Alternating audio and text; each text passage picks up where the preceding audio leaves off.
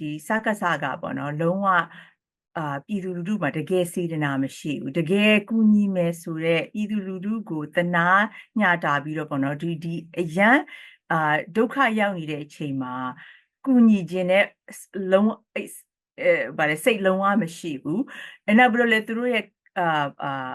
ဗာလေဒီဥစ္စာကိုအသုံးချပြီးတော့ပေါ့နော်သူတို့ကဘယ်လိုအမျက်ထုတ်ရမလဲเนาะဒီဥစ္စာသူတို့ရဲ့ legitimacy ရအောင်အဲ့ဒီဥစ္စာတွေကသူတို့ရဲ့priority သူတို့ရဲ့အဓိကလူတွေကယ်ဆယ်ဖို့ကဒီလောက်မဟုတ်ဘူးတကယ်လို့လူတွေကယ်ဆယ်ခြင်းနဲ့ဆိုလို့ရှိရင်ဒီဥစ္စာဘယ်ကဒီလောက်ကြီးမားတဲ့ဥစ္စာဖြစ်နေတာဒီလောက်လူတွေအများကြီးဒုက္ခဖြစ်နေတာရသမျှကိုယူပါပေါ့နော်ကိုယူပြီးတော့ဒီဥစ္စာကိုလူတွေလာကူညီနိုင်တယ်လို့အဲ့ဒါလုံးနေမဲ့အစားသူတို့ကဒီဥစ္စာသူတို့ရဲ့အဓိကသူတို့ဦးစားပေးထားတဲ့ဥစ္စာက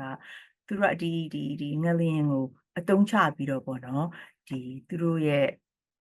ဥစ္စာအမျက်ထုတ်ချင်တာသူတို့အမျက်ထုတ်ချင်တာ